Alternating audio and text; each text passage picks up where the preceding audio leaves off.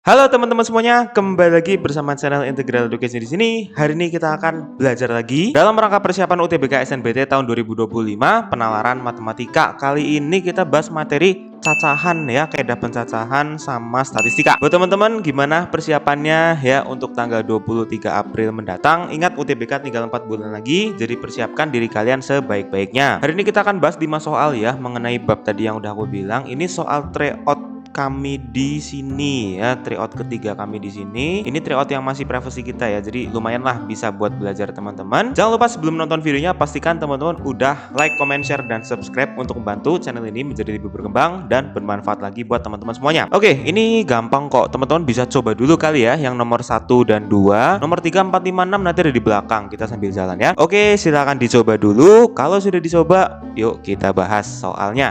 Dari nomor 1 yuk kita baca dulu ceritanya nih ya. Biasanya kalau penalaran matematika itu satu cerita panjang ya, tapi buat sekitar 3-5 soal ke belakang. Oke, suatu kelas terdiri dari 8 siswa perempuan dan 6 siswa laki-laki. Oke, 8 perempuan 6 laki-laki. Terdapat tepat 14 kursi siswa, iya dong, karena 8 sama 6 itu 14 kan. Dengan 2 kursi berada dalam satu meja. Oke, bisa bayangkan nggak? Jadi ini kursi nih, ya kan, ini kursi, ini meja guys, ini meja ya. Jadi ini meja dihuni oleh 2 kursi ya. Jadi ini kursinya nih ya, terus ini juga ada meja, terus ini kursi ya, kayak di meja-meja sekolah biasa lah ya. Siswa laki-laki hanya duduk bersama siswa laki-laki dalam satu meja, begitu pula perempuan. Oke, berarti yang cowok cuman duduk sama yang cowok, yang cewek juga cuma duduk sama yang cewek.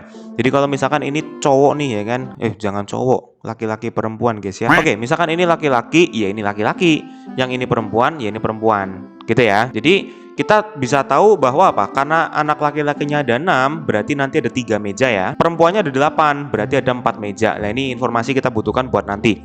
Cuman untuk nomor 1 baca pertanyaan dulu makanya. Jika siswa perempuan dan laki-laki saling berjabat tangan, nah pertanyaan siswa perempuan dan laki-laki saling berjabat tangan, banyak jabat tangan yang terjadi adalah berapa jabat tangan? Oke, perhatikan ini gampang banget nih. Yang jabat tangan tuh siapa? Siswa perempuan sama laki-lakinya kan? Jangan mikir terlalu jauh, jangan pikir pakai kombinasi gitu-gitu, enggak. Karena yang jabat tangan tuh perempuan sama laki-lakinya. Ya udah, berarti tinggal anak perempuan berapa? 8. Terus anak laki-laki berapa? 6. Ya udah, 8 kali 6 selesai gitu doang kan? Ya seperti itu aja. 8 kali 6 berapa? 48 jabat tangan. Udah kayak gini doang guys. Jadi intinya jangan terlalu overthinking dengan kalimat-kalimat yang panjang. Ternyata cara ngerjainnya gini doang. Yang penting kamu tahu konsepnya ya. Kan yang jabat tangan laki-laki sama perempuan, ya udah kelar. Kecuali kalau antar siswa gitu ya, saling berjabat tangan semuanya, baik perempuan-perempuan, laki-laki laki-laki ataupun perempuan laki-laki, itu pakai kombinasi ya, tapi nggak kita bahas di sini. Oke, jadi nomor 1 kelar gitu doang ya. Lanjut nomor 2 yuk. Banyak susunan duduk yang mungkin dari siswa laki-laki adalah berapa? Nah, tadi udah aku singgung dikit ya. Kalau siswa laki-lakinya ada 6, berarti mejanya butuh berapa? Iya, betul. Mejanya ada 3 guys. Seperti yang tadi udah aku sampaikan ya. Jadi ini meja pertama ya. Terus ini meja kedua. Ini kursi-kursinya cowok semua nih guys. Ya. Ini meja ketiga ya, ini kursi-kursinya cowok semua ya. Jadi ada 6 anak cowok nih, 6 laki-laki ya. Banyak susunan duduk yang mungkin dari siswa laki-laki. Oke, jadi gini guys, untuk meja 1 ya, meja ke-1 kita pilih 2 orang kan, betul ya. Jadi untuk meja yang pertama atau meja ke-1 kita pilih 2 orang buat duduk di situ ya. Dari 6 orang kita pilih 2 orang. Ayo, konsep apa berarti? Iya betul, konsep kombinasi ya. Jadi 6 orang kita pilih 2. 6 kombinasi 2. Gitu ya. Sekarang untuk meja 2, karena tadi kan meja 1 tuh. Nah, di meja 1 udah diambil 2 orang, udah duduk 2 orang. Berarti orang yang tersisa tinggal 4. Betul ya? 4 di meja 2 kita juga ambil 2 nih. Berarti 4 orang kita ambil 2, kombinasi juga. Berikutnya di meja 3. Nah, kalau meja 3 ini tinggal sisanya doang kan. Karena udah duduk 4 orang, berarti kan tinggal 2 orang. Diambil 2 orang, ya 2 kombinasi 2. Udah, ini tinggal dihitung masing-masing kombinasinya ya. 6 kombinasi 2, 6 faktorial per, ayo 6 kurang 2, 4 faktorial kali 2 faktorial. Ayo, udah tahu rumus kombinasi belum nih? Aku tulis nih ya di sini ya. Kombinasi NR itu sama dengan N faktorial per N min R faktorial kali R faktorial. Oke, rumusnya ngerti ya? Nah, sama dengan 6 faktorial itu 6 kali 5 kali 4 faktorial. Dibagi dengan 4 faktorial kali 2 faktorial itu 2 ya. Udah tinggal coret 4 faktorialnya dibagi ya. Terus 6 dibagi 2 berapa? 3. Oke, 3 kali 5 berapa? 15 pilihan gitu ya. Lanjut yang meja kedua yuk. 4 faktorial ya. Ini n-nya 4, r-nya 2 ya. Dibagi dengan 4 kurangi 2 faktorial kali 2 faktorial. Oke, ini langsung aja kali ya. 4 kurangi 2 itu 2 ya. Jadi ini 2 faktorial kali 2 faktorial. Udah, ini 4, 3, 2 faktorial. Dibagi dengan 2 faktorial itu 2 ya. Kayak gini aja deh ya.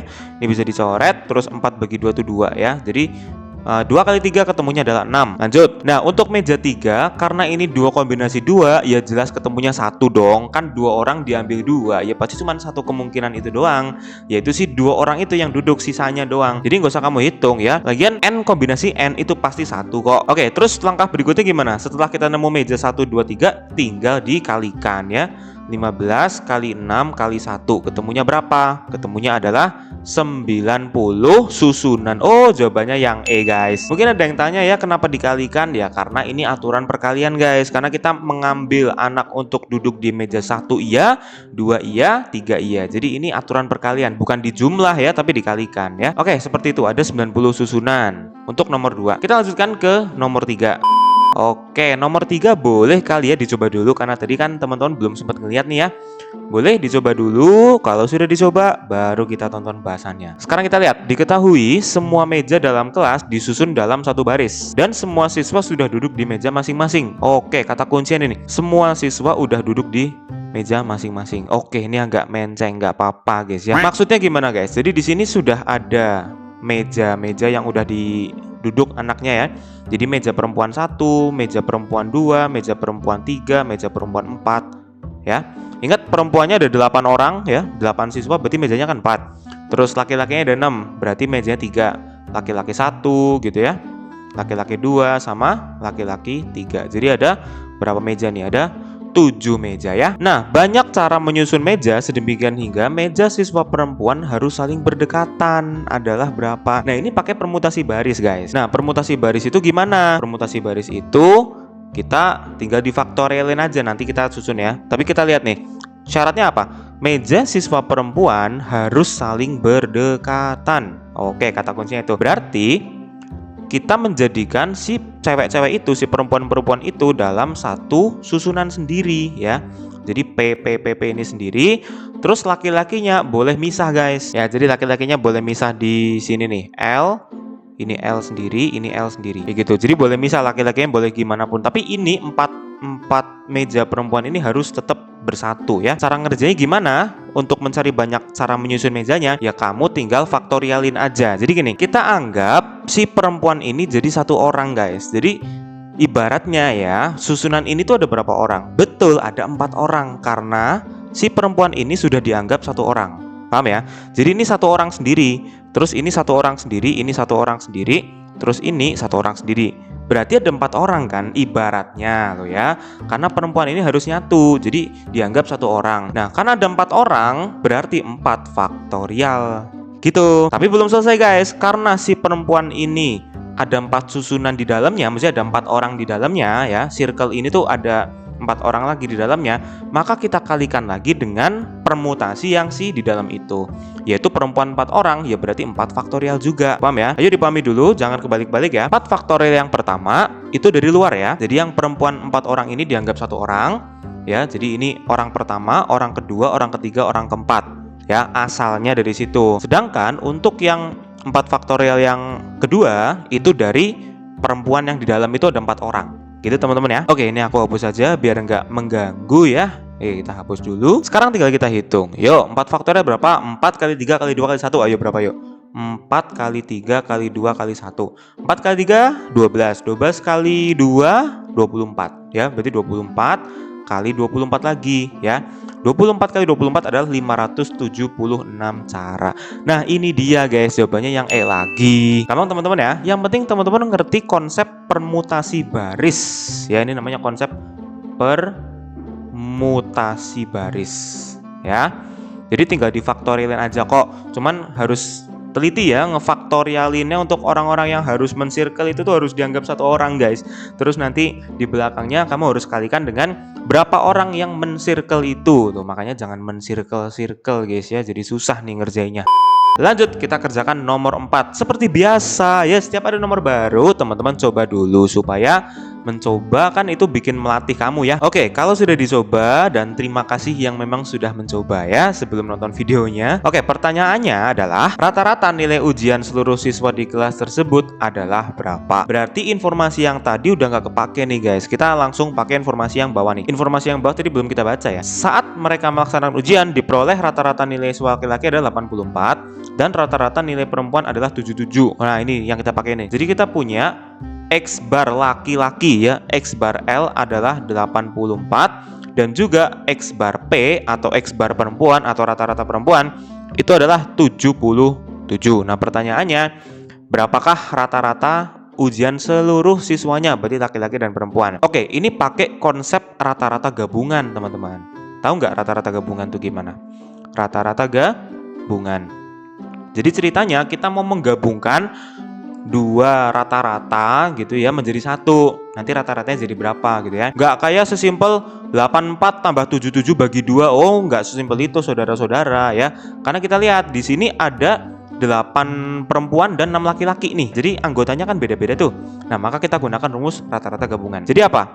X bar atau rata-rata gabungan sama dengan X barnya laki-laki dikalikan N laki-laki. N laki-laki apa? Banyaknya anak laki-laki gitu ya. Habis itu ditambah dengan X bar perempuan dikali N perempuan ya, rata-rata perempuan kali banyaknya anak perempuan, terus dibagi dengan banyak semua anaknya ya, berarti N laki-laki tambah N perempuan. Gitu aja ya. Udah masukin angkanya. X bar laki-laki berapa? Hayo 84. Oke. N laki-laki, banyak anak laki-laki 6 orang. Tuh kan, tinggal masukin angka aja guys. X bar perempuan 77. N perempuan apa? Banyak anak perempuan 8 ya. Dibagi dengan NL tambah NP berarti 6 tambah 8. Udah tinggal kita hitung. Waduh, ini 8-nya jelek guys. Aku ganti yang bagus kali ya. Oke, ini aku ganti 8 yang bagus guys ya. Udah, 84 kali 6 berapa? Yo, 80 kali 6 tuh 480 ya. Terus 4 kali 6 tuh 24. Berarti 504 ya. 504 ditambah 77 kali 8. Waduh, ini kita kalikan gini aja guys. Yuk, 7 kali 8 56. 5. Ini 56 lagi berarti berapa? 616 ya. Oke, 616 dibagi dengan berapa? Dibagi dengan 14. Oke, ini hapus aja deh. Berikutnya 504 tambah 616 itu berapa?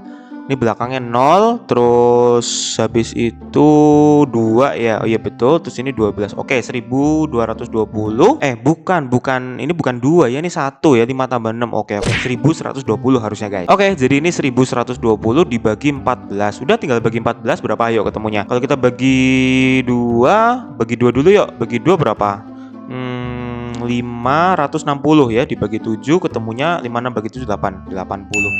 Gampang ya, angkanya juga bagus nih soalnya ya, angkanya enak, bisa dibagi 80. Bukan bagi 80 sih, bisa dibagi 7 ya, maksudnya angkanya nggak koma gitu ya. Emang jawabannya juga nggak ada yang koma sih. Jadi rata-rata nilai seluruh ujian siswa di kelas tersebut itu adalah 80. Oke gitu teman-teman ya, tinggal masukin ke rumus rata-rata gabungan aja. Lanjut ke soal terakhir nih, nomor 5, masih berkaitan dengan teks yang sama ya. Jika seorang siswa baru dengan nilai ujian 95 masuk dalam kelas tersebut. Wah, ini ada anak baru nih guys, nilainya tinggi ya, 95 ya. Orang tadi rata-ratanya si cowok aja 84 tuh, yang cewek 87. Ada anak nilainya 95 masuk ke situ, berarti tinggi ya. Masuk dalam kelas tersebut, rata-ratanya jadi berapa? Nah, ini cara kerjanya sama dengan yang tadi ya, tapi ketambahan si satu anak ini 95. Berarti nanti nilainya kita tambah 95, terus banyak siswanya jadi 15 gitu ya. Berarti apa? X bar laki-laki, yo tulis dulu ya. X bar laki-laki, N laki-laki ditambah dengan X bar perempuan dikali N perempuan ditambah dengan 95. Nah, ini 95-nya nambah di sini nih ya. Terus dibagi dengan N laki-laki ditambah N perempuan ditambah 1, karena nambah 1 anak guys. Udah masukin angka kayak tadi, cuman ngitungnya ketambahan si 95 sama si plus 1 yang ini di bawah ya. Jadi X bar laki-laki N laki-laki tadi berapa? Udahlah langsung kita contek aja ya dari halaman sebelumnya. 84 kali 6 tuh 504 ya. Jadi ini 504, terus yang ini tadi 616 ditambah 95 ya. dibagi dengan itu 14 tambah 1 15. Oke, yuk tinggal ditambah. Tadi yang ini berapa? Yang ini 1120 ya.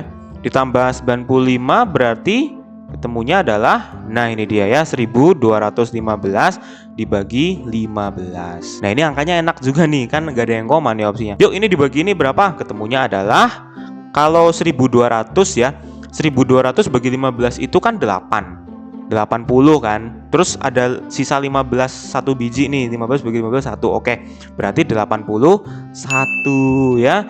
Jadi ini dia jawabannya. Berarti dengan masuknya si anak 95 ini ke kelas tersebut, nilai rata-ratanya jadi naik guys, jadi 81 ya. Naiknya dikit sih, cuman kan ya ini satu orang doang yang nilainya 95 itu ya. Jadi inilah jawabannya. Gampang ya teman-teman? Bisa? Bisa.